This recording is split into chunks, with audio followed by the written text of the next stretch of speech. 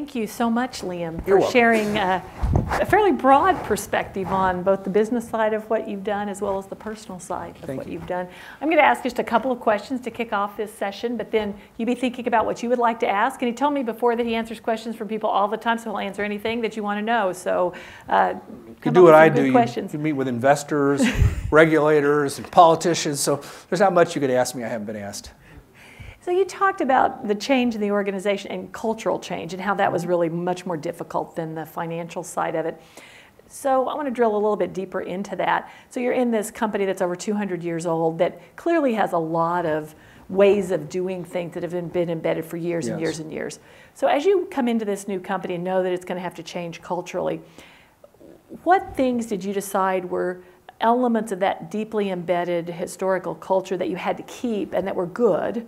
And then what things did you decide were parts of that culture that had been around forever that really were not going to take it where it needed to go? And maybe a couple of examples, and how did you decide what those were? Well, I think that's a very perceptive question. Certainly, I think joining a company, notwithstanding the crisis, and the crisis was severe, and again, I would say, I pushed myself to say others in my circumstance would have handled the crisis very differently, would have come in and really just created mass change, because there was a platform for that. I mean, the company almost didn't make it. Yeah. But there was something, and this is what attracted me to the company, for something very special about the Hartford. The people, the culture, the character. There is a tremendous value of integrity at the Hartford. So I approached that from a position of respect. So the way I put it early on was, at least on my watch, those values were not going to change. We would not turn it around if we strayed from those. So we needed to be loyal to our heritage, and I think we've actually built on those things. But we needed to become contemporary fast. That meant new management, because candidly, much of the senior leadership of the company didn't share my values. They were more in it for themselves, and it was a series of those kind of decisions that led to a problem for the Hartford at a high level. So I think being respectful of the past, and stressing that, being more iterative in rebuilding the management team. So it was an evolution versus a revolution, which I think in retrospect was wise. And then just being relentless in saying, we got to do these things. And it was not easy. I was not the most popular guy, because quite frankly, I think once, quote unquote, the crisis, when the financial crisis was over, even though the company was still troubled, the sense of urgency among the rank and file, particularly among the senior leadership team, had subsided. Right. So a lot of it came from me. And so until I built my own team, it was energy and emotionally sapping. But I think I did a reasonably good job of straddling that line of preserving the traditional values of our company. You know, people love the Hartford. They love it because of its values and its character and its people. We have great people. But I think our employees now understand we needed to change and need to continue to change. And now they're stimulated by it. They want to win. Well, and you've got to embed that ability to change in almost any corporate culture. And it doesn't happen overnight. Yeah, and the world's going to keep changing. And I think that was a learning for me, is that I probably assumed with the crisis and the near death that everybody'd be saying, just tell us what we got to do. Let's get on with it. And that was a miscalculation to some degree. I think I recalibrated relatively quickly, but I think I assumed there would be more of that than there was when I first came in. So early in your remarks, you said that you had lots of strong opinions about why the recovery hadn't happened quite as quickly as it typically has historically. Would you like to share a few of those opinions with us? Well, my own view is that I think that the U.S. economy, you know, we have a unique perspective. We are the largest provider of insurance to small companies in America, and also a very large provider of insurance to what you call middle market companies and life and disability companies, both large and predominantly middle size. What I hear from CEOs is there's a tremendous amount of capital and liquidity on the sidelines.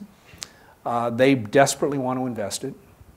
But I think there is unfortunately an environment of of not understanding that the real way to grow the economy is to liberate businesses with the appropriate regulation. I mean, clearly there were mistakes made both by regulators and by businesses that needed to be corrected. I think some of that is being addressed.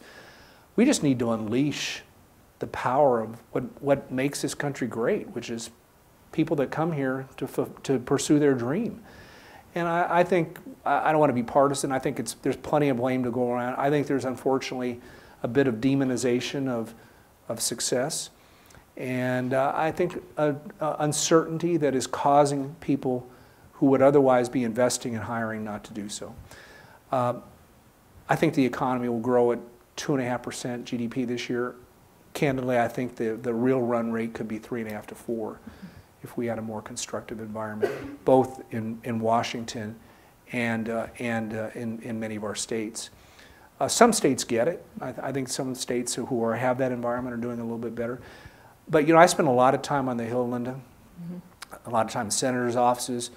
I've been in the White House several times talking to some of the president's senior people, and it is very, very sad. I mean, and it's Republicans and Democrats, all this. And what we really need is leadership. And I'll leave it at that. So if you were president for a day and could sign a couple of executive orders, what would they do that would change that? I probably wouldn't have signed a few that have been signed in the last few weeks, but I think quite frankly just a different tone. I don't think it has to be anything that's signed. I think setting a different tone, celebrating. Why did my parents and I come to this country? There's no other place in the world that I could have. I'm a kid off a farm in Ireland. If my dad hadn't been impulsive, he was a 19-year-old young man, went to New York, had a taste of it, went back, married my mom, had me. He said, I can't live here. Ireland was poverty-stricken. He was impulsive, thank God he was. If not for him, I'd be raising a couple of cows and cutting peat. and I'd be pretty lousy at it, quite frankly. So where else but this country could somebody like me have a chance to do what I've done? And I think if we had a tone from all of our governments celebrating success, and yeah, should I pay more taxes? Hell, I'll pay more taxes. That's not the point. The point is, let's celebrate what makes this country great, which is people that have a dream and pursue it. I think if we let that go, the unfortunate thing about this is there are a lot of moms and dads and kids who are suffering because there are not enough jobs, and and it's not a government program that's going to fix that. It's liberating business to create jobs. That's where we're going to eliminate this income inequality, in my opinion. And unfortunately, we don't have enlightened leadership on either side of the aisle that gets that. That's enough. No, that was great. Let's go to the audience on that note. Back here at the back. We have an online question from Kelly Marsh. What advice or tips would you have for someone starting their executive career in Bank of America's Leadership Development Program this year? I have no idea. I don't really know anything about that company. So, I mean, I was there for a long time, but I haven't been there for almost 5 years, so I really couldn't comment specifically on the Bank of America program. I would say anybody that's starting their career and wants to be a leader, if that was that program is all about, I think I would say a couple of things, and this is based on my own experiences. No matter what your job is, I clearly have a leadership job. We have 20-some-odd thousand employees. So I guess by any measure, that's a leadership job. So my job is to lead. But I'd like to think that when I didn't have anybody working for me, I was leading. By example, by role modeling the right behavior, by energy, by always trying to find a way to solve a problem, not complain about a problem. So I think that's what businesses want. When we do a tremendous amount of talent planning in our company as we're trying to build our bench. You know, the insurance industry has not exactly been a robust generator of innovative talent over the years. It's a pretty traditional industry, and we're working really hard to create people like John and other teammates back there that are open-minded, more aggressive, respect the disciplines of our industry, but at the same time finding ways to get things done. And what we need are people that make things happen, who have a bias for yes, and who understand their personal leadership responsibilities, whether they're officially a leader or not. Those would be the things I'd be focused on. and having an open mind to try different experiences. The other thing I'd say, and this is what I do, read the Wall Street Journal and all that stuff, but read more about music and art and technology. That's where what's going to happen in business is coming from. I mean, don't be reading cover to cover Business Week or Fortune. I mean, I glance at them. I read more about that stuff as much as I read about business. And I think sometimes people in business are so tunnel vision, and the leaders we need have broad perspectives. Why are high-tech companies leading the economy? Because they're open to new. Steve Jobs was not a great technologist. He was a great thinker. He was creative, and he anticipated. And so I'd say focus on those things. Right here. Hello, my name is Laron. I'm a first-year MBA student. And earlier you mentioned operating key business units at lower beta, and I applaud you for that. My question has two parts. Are there any circumstances or environments where operating at a higher beta is acceptable or more beneficial for the organizational scope? And the second part is, it's obvious that you care a lot, the organization cares a lot about shareholder value by your repurchase of shares. Does that change the view of ROI for the company in the long run in light of that? Thank you. Well, I think for us right now, lowering our beta makes sense because we have, I think shareholders have viewed and still continue to some degree to view us as having too much market risk. That's coming down pretty rapidly. So for us, lowering beta, which is a proxy for volatility earnings, is a good thing. I think in the years ahead, we'll certainly have a portfolio that includes some higher beta businesses. Higher beta businesses do have a potential for more upside in profitable growth and revenue growth. I don't think one should be doctrinaire about that. I think portfolios of businesses have, and we'll need more of that. I think where we are right now is really focus on running the businesses we have and lowering the market risk that we have. And we're generally successfully doing that. Buying back shares is not a long-term sustainable value creation strategy. I think it has a role.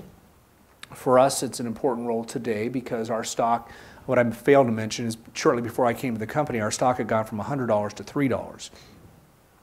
That's the depth that the company had experienced. So we're still trading at a bit of a discount relative to book for where we are. So the most accretive thing we can do today is buy back shares. But we're generating so much capital that there'll be other things we'll do with capital, probably inorganic growth opportunities, M&A, and continuing to invest in the business. So running a company of this size, there's never a point in time where you just lock it in. You have to be flexible and adjust. And I think we're positioning ourselves to do that. Yeah, down here in front. Hi, I'm a part-time MBA. Hold on, let's wait for the microphone so everybody that's online can hear you. Hi, I'm Travis. I'm a part-time MBA student. And my question, a lot of classmates and I are kind of in the same boat. We're moving from being individual producers at our companies and in our careers and starting to be more of a management level. And something that we often talk about struggling with is letting go of things that you used to do. Yeah. And wondered if you had any advice on how to delegate tasks as you move from being individual producer to management. Well, first of all, I started my career, my really first meaningful role was as an individual producer. I started in banking as a business development officer, which basically meant I dial for dollars. I just got on the phone and tried to get CFOs and CEOs who in those days, wanted credit primarily. And the honest to God's truth is I was so intimidated by that. The first, if anybody said, come on by, it was like, you rang the bell just so you can get an appointment, right? And I'd never been exposed to anything like that. And so the first 6 or 7 appointments I had, I pulled up to the factory or the plant. I was so intimidated, I didn't get out of the car. I drove away. And I realized that if I didn't get my butt out of the car, I wasn't going to have a job. And so those experiences, making those calls and walking into someone's office, and I learned a lot of things that are very important to me today. First of all, everybody wants to meet somebody competent. So I'd say, gosh, what would they want to talk to me about?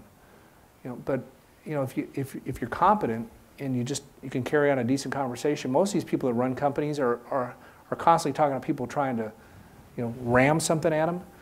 And so the old phrase that everybody puts their pants on one leg at a time, or whatever the female equivalent of that is very true. And so learning that self-confidence, I think, is a very important lesson. So if you have been through that cycle, don't underestimate the power of those learnings, number one. Number two, there must have been something about how I did that. Again, I would not claim any genius on my part. People saw me and then said, there's something about this guy. Let's get him more into the non-sales part. In those days, it was kind of credit underwriting. And that's when the first couple of mentors that really were instrumental to me. And they were really, really hard on me. I mean, really hard. And so I would say that's a lesson I'd give to all of you. Seek out the people that care enough to be hard on you. Because you're not going to learn anything from everybody that tells you how good you are and pat you on the back. And that's, unfortunately, in our society, everybody wants to make everybody feel good. But the best feedback I get and got was when people told me how I needed to get better. In terms of delegating, that's probably what people say I do pretty well. I mean, in my career, I've gotten feedback that maybe I delegate too much. Sometimes I'm too hands-on, sometimes I'm not hands-on enough. That's a moving continuum based on the circumstances. I think the important lesson is have clarity about what you want, own it, and then communicate it, and then inspect it. The old phrase, inspect what you expect. There's a lot of wisdom in that. It's kind of a trite, consultant phrase, but and what I've learned over the years is you develop instincts, because I'm not a micromanager. I don't believe in it. I believe in hiring great people and being clear about what I expect. But I do inspect. But I don't go through 4-hour business reviews line by line. I have instincts, and I know the right questions to ask. But I have clarity of expectation. And a lot of managers, or especially early managers, are afraid to declare what they expect. And expect excellence. Don't apologize for that. And treat people with respect. I'm going to go over to this side of the room. We have questions over here from anybody? Before I go back? Anybody? Okay, we'll come back All over the here. student government guys want to get in there. Yeah, that's right. Christine.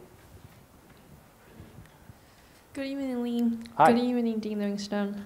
Hi, my name is Christine. Ni I'm hao an ma. alumni from 2012, and I'm Chinese-Irish.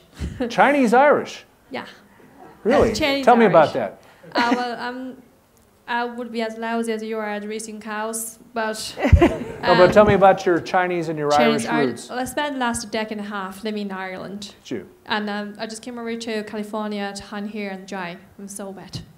Because it's always wet and raining over there. Oh. So I'm glad Yes, I'm it here. is. I have a question here for you.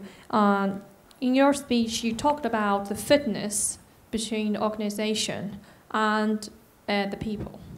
And you said, your job is to create an environment for people to do what they want. So my question is that, from a successful leader point of view, would you mind to share a few takeaway points for us today on how you have transformed the unfitness to fitness? So I want to be sure. I think the point I made was that I think my job is to create an environment where people want to seek greatness and inspire and motivate others and the organization to do things that maybe they don't think they can do. I do think that ultimately that's the definition of a leader. I mean, whether it's a sports team, whether it's a CEO, whether it's a divisional manager, great employees don't need me. I mean, the only way I add value is if perhaps those that aren't as self-motivated, that don't have that independent desire to do things that aren't easy, if I add value by enabling more of them to do that, then I'm worth them keeping. But if I just sit in the office and don't create an environment like that where people get better individually and the company gets better, then they should find somebody else, quite frankly. And that's kind of always been my standard. Sometimes it's a weakness. I probably push too hard. But I think that it really is the test of a leader, is to create that kind of environment. And I think if you go back to companies, whatever industry they're in, that have consistent performance, cultures that you admire, more diverse and inclusive cultures, and perform, not every company's going to have a great quarter every quarter. Not every company's going to have a great year every year. Stuff happens. But on trend, perform, I think it's because there's a culture of leadership that creates an environment where people want to strive for greatness. And sometimes you miss, but most times you don't. Sarah. Wait, microphone. You have a pretty loud voice. I don't think they'll be able to hear you online, though. Mark will bring you a microphone. Yeah, we don't want Kelly not to do that. No, no. All right, good evening. So you spoke a lot about kind of the past years in the recession in 2008 until now, and then what you have done to kind of help push the company forward. But as a recent employee of the Hartford and a recent alum of Pepperdine, I'm really curious about what you think the future is going to look like for the company and in the insurance industry, maybe in 10 years or 15 years, and what we can expect, not only again as Hartford employees, but as recent young business alumni. So, well, first of all, I didn't really do anything. The team did it. So if I wasn't clear on that, I want to be clear on that. My job was to be the captain of the team, but the team did it. I don't know the answer to that. I know what the Hartford's going to be, which is a superior performing company. Top quartile company. It's going to have top quartile employee engagement and top quartile customer delight. I think the industry and financial services is going to go through gut-wrenching change. I think the economics of financial services are changing. First of all, technology. Second of all, customer behavior. Why would we think that consumers who are doing everything in banking on their iPad and iPhone, and many of them are entrepreneurs, won't expect and demand the same thing from an insurance company or from their investment management company? So I think the one thing you can count on is it isn't going to stay the same. I think the winners, and we'll be one of them, will anticipate that, invest to be ahead of the curve. I think that's going to be among the biggest challenges in the insurance industry, which is a bit of a hidebound industry that has somewhat convinced itself that, if you haven't been in it for 25 years, you can never really get it, and things are never going to change. And I think there are fundamental underwriting principles that shouldn't and won't change. But if you look at the U.S. economy now, and you think of what are the mega trends, why is there so much enthusiasm about the U.S. economy? It's energy. The energy self-sufficiency of the United States is creating a very different economic environment, socio-political environment, global political environment. Manufacturing is going to come back to the U.S. because of the attractiveness of and availability of energy. There are going to be risk pools that a company and industry like ours are going to have to learn how to underwrite that, quite frankly, haven't, and in a different way. And I think those are, but I could say the same thing about banking. I think banking is going to go through gut-wrenching change. I think these large banks that are kind of trying to be all things to all people are learning shortly now that they can't. Only the things that support their franchise, their customer franchise, are the things they're going to end up being in, because the amount of capital that they have to allocate against these peripheral businesses that might make a little bit of money, but the risk is not manageable, and we've seen that well chronicled in some of the larger companies. Those industries are going to go through investment management. Is going through a tremendous amount of change as well. So I can't tell you what it's going to be. I just know that open-mindedness, creativity, and courageous leadership is going to be necessary. And kind of relying on how it's been the last 50 years is going to be a losing strategy. Well, I think we probably need to begin to wrap up with our time tonight, so I'm going to ask you one last question. You talked a lot about values, and one of the last values you spoke about was the value of your family and how that was a top priority for you. So what advice would you have, particularly to people earlier in their career where they maybe have less control over the choices they make about their time? What advice would you give to that level of individual that might help them think about how family can be a priority and they can sort of make that work in an environment where they maybe don't have as much control as someone at the level that you're at in the organization? Yeah, well, that's a fair question. I can just share what I observe. I observe a lot of younger people in their career working these ungodly hours, and for what possible purpose, I have no idea. There's almost like, you got to stay at your desk till 10 o'clock. I go back to my message that if you have the ability to associate yourself with organizations and people that have values that you respect and admire, those environments understand what I'm talking about. I was one of the hardest workers in my 20s when I was going to Pepperdine, when I was going to Loyola Law School at night. I mean, I was working full time, then going to law school at night, and 10 months a year, 4 nights a week. And yet, you know what?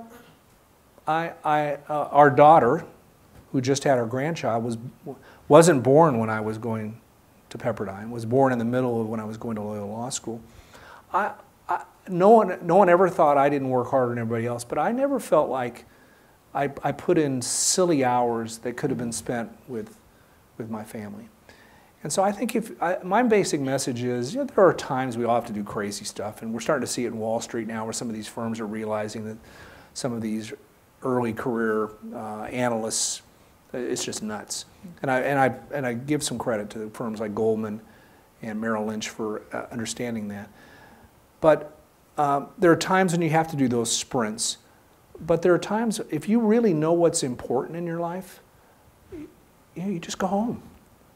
Because there's no value you can add by staying another 2 or 3, 4 hours. And I see so many people that do stuff just to do stuff. And I wonder if that's more of a sign of their lack of something in their life that's important and just filling it with sitting at their desk. So I'd just say find something important in your life and invest in that. And I think you actually do better in your career. You'll work harder, more productively, and be more successful.